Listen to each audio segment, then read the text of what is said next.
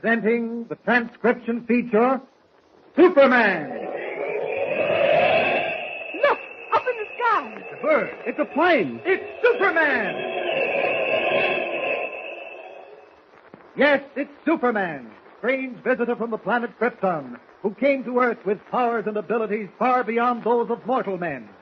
Superman who can leap tall buildings at a single bound, race a speeding bullet to its target, bend steel in his bare hands, and who, disguised as Clark Kent, mild-mannered reporter for a great metropolitan newspaper, fights a never-ending battle for truth and justice. And now to our story.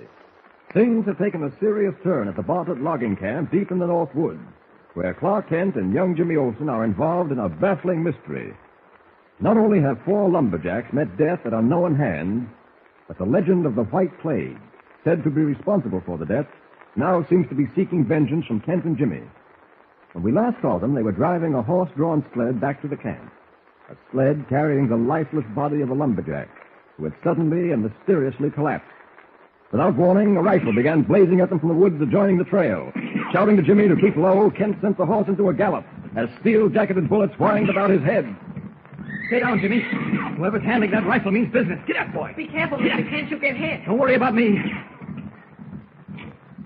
Stop shooting. Yeah, but keep low until we get around this bend. Hey, okay. I guess we can pull up. Whoa, boy. Whoa there. Whoa. There, it's a close call. Who do you think it was, Mr. Kent? I don't know, Jimmy. But if they think we're going to take this lying down, they're crazy. They can believe that the White Plague kills off people mysteriously if they want to, but the White Plague doesn't shoot a high-powered rifle. You know, I'd almost swear that a couple of those bullets bounced off your back. Oh, now look here, Jimmy. Oh, I admit it's impossible, but that's how it seemed. Every time there was a shot, I heard the bullet whiz by. Every time except twice. Then there was a little thump, and he sort of stiffened up and... Oh, forget it. I'm just nuts. I'm beginning to think so. Well, what do we do now? No sense sitting here. We might just as well go on to the camp. I'd like to sneak back and see if I can find some trace of whoever was shooting at us. Well, let him have another shot at you? I know you've got a lot of courage and all that, but good grief, you're not Superman. Oh, no? No, of course not. Well, let's head for the camp, but don't mention this shooting incident to anyone, Jimmy. And not even to Mr. Harmon? Not even to Mr. Harmon. He has plenty to worry about as it is. Let's keep it quiet for a while. Okay. Get up, boy. Come on. Get up. Get up.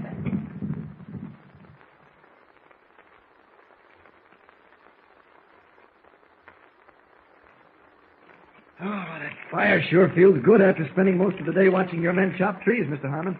Yes, I suppose it does. Kent, I'm at the end of my rope. This last thing, Sam Green's death, is all I can stand. I'm riding into town tonight to wire Mr. Bartlett that I'm closing up. You can't do that, Mr. Harmon. That's quitting in the face of a little trouble. You call this a little trouble? 4 men dead under strange circumstances and every human being in the camp in deadly fear that he'll be next? You call that a little trouble? Well, I admit it's puzzling, but there must be a solution. This nonsense about the White Plague seeking vengeance on your men because they've been cutting trees with snow-covered roots is so much childish superstition. Yes, I know. But you can't convince the men of that. Some of them are getting ready to leave now. What does Dawson say? What can he say? Bill doesn't believe it any more than you or I do, but he's helpless. Matter of fact, you and young Jimmy have no right staying here. What if something happened to either one of you? Oh, nothing's going to happen to us.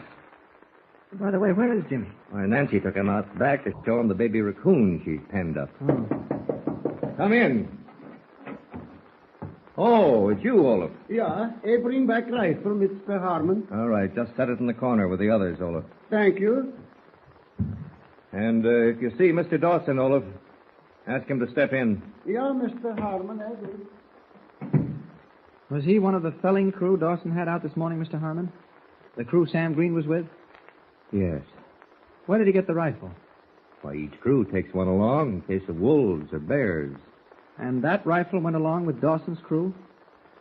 Now, I'm sorry, Kent, but frankly, I'm in no state of mind to answer unimportant questions. What difference does it make what rifle went with what crew? Haven't we more important things to think about? I wonder. Where are you going, Kent? Which of these rifles did that Swede just return? Well, the one on the right. This one? Yes. Here, smell this barrel. Burnt powder. This rifle's been shot recently. Well, what of it? Is there any law against firing a rifle? Well, yes, if you fire it at human beings. What are you talking about, Kent? Well, I hadn't intended telling you this for fear of worrying you further, but someone tried to kill Jimmy and myself today, Mr. Harmon. What? Well, Kent, you don't mean that. I'm afraid I do. When we were driving the sled back to camp, someone fired at us from the woods with a rifle. This rifle. Someone fired at you? Yes, quite a number of shots. But why, Kent? Well, that's not important at the moment. What is important is that this rifle was used to fire the shots. You can't be sure of that. We have 4 rifles in camp, all of them the same make. They may have all been fired today. At wolves. Well, we can find out, can't we? The crew Jimmy and I were with had no reason for using a rifle. That is, up to the time we left. Suppose you call that Swedish logger back. He should know whether the rifle was used. It's a good idea, Kent. I'll put my Mackinaw on and get him. This is simply terrible. I'll be right back. I wonder whether the person who used this rifle was smart enough to reload it. Only one way to find out. There's a brand new, full 5-shot clip in here. He was smart enough. But he didn't bother to clean the barrel, and that's what may hang all this on him. Well, you didn't waste any time, Mr. Harmon. Well, there isn't any to waste. Olaf, this is Mr. Kent. I've glad to meet you, Mr. Kent. How do you do, Olaf? That's the rifle you just returned, isn't it, Olaf? The one Mr. Kent is holding? Yeah, I think so. It's the one you brought back a few minutes ago and placed in the corner? Yeah. Was that rifle used today, Olaf? You mean was shot, Mr. Harmon? Yes, I mean shot. Oh, no, that's rifle she no was shot today. No. Are you sure, Olaf? I've been sure, just like I've been sure my name Olaf Johnson. Nobody shot this rifle? Yeah. You mean somebody did shoot it? Oh, no, you got me twisted, Mr. Harmon. Kent, you'd better take over. I can't even think straight. Olaf, you say the rifle wasn't shot all day, is that right? Yeah. Mm-hmm. How do you know it wasn't shot? Where was it? Leaning on stump. I've been see it 20 times, maybe. I understand. You saw the rifle leaning against the stump. All right, but someone might have picked it up and shot it. No. Did you hear any rifle shots this afternoon? Yeah. Oh, but you're sure they didn't come from this gun? Yeah. Well, Mr. Harmon, either he's lying or he's mistaken. Olaf never lie. What you mean when you say that? Now, take it easy, Olaf. Mr. Kent didn't say that you lied. Yeah, I've been hear him. I know was deaf. I punch him in his nose. I'm sorry, Olaf. I didn't mean to hurt your feelings. I hurt your face with punching nose if you say Olaf tell lie. All right, Olaf, all right. You can go now. And Olaf say rifle no shot. Rifle no shot. Ain't no tell lie.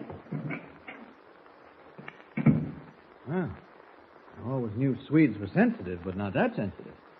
Well, now what, Kent? Looks like we're up against a blank wall again. While you were getting Olaf, I examined the rifle, Mr. Harmon. Whoever used it took the precaution of reloading it with a new clip of cartridges. That convinces me this was the gun employed. Well, assuming that it is, what good does that knowledge do us unless we know who pulled the trigger? Oh, I wish Dawson would get here. Maybe he knows the answer to this. Why, didn't he come back with the crew? Yes, but an ice jam developed on the river. We went down to blow it out. Oh. We're due to float 10,000 feet downstream tonight because it must reach the mill by next week. Well, he should be back shortly. Kent, I don't think I can stand much more of this. Oh, now, buck up, Mr. Harmon. It'll straighten out. I suppose so. In the meantime, I can't take it. I'm not as young as I'd like to be when trouble starts brewing. I've had my share of it all my life and managed to squeeze by, but when you're going on 55, Kent, you feel as though you've got a right to sit back, relax. Well, you'll get that chance, I'm sure. I'm worried about Nancy, Kent. When I take things hard, it upsets her terribly. I know she hasn't slept a wink these last few nights. I hear her get up, come out, and sit by the fire. It's not right. Oh. Hey, by the way, where are Jimmy and Nancy? I didn't realize it, but it's almost dark. Why, I told you, they went out to look at the raccoons. Yes, but that was almost an hour ago. Where are the raccoons? The wire pen out and back. Here, this way. Yeah, there's the pen, next to that shed. Well, I don't see either of them. Jimmy! I may have walked down around the cabins. Nancy knows my whistle. She'll answer it. That's funny. I'm going to look for them. It'll be pitch dark soon. Now, wait a minute, Kent. Look at these footprints in the snow around the pen. One set is Nancy's, and the other set must be Jimmy's. Yes, it is. We can follow them. Come on. Where do they lead to? Back of the shed. What's there? Nothing but a little cleared land, then a pine woods. Well, the prints are headed right for the woods. I don't like this, Kent. Nancy would never wander away like this. Wait a minute. Hold up. Why, what is it, Kent? Look. They never got to the woods. The footprints end here, right out in the open. No, they must have gone back or turned off. Those are the only footprints in the snow besides our own. But, Kent, it's impossible. They couldn't just vanish. Where could they have gone? And according to these footprints, there's only one place they could have gone. Up in the air. Now, what strange, baffling thing has happened to add to the mystery surrounding the logging camp? Where did Jimmy and Nancy Harmon vanish to, and how is it possible that their footprints in the snow ended abruptly? Can you figure it out? If you can't, don't fail to listen to the next episode of Superman. Don't forget, tune in again for the next thrilling episode with Superman. Look, up in the sky. It's a bird. It's a plane. It's Superman. Superman is a copyrighted feature appearing in Action Comics magazine.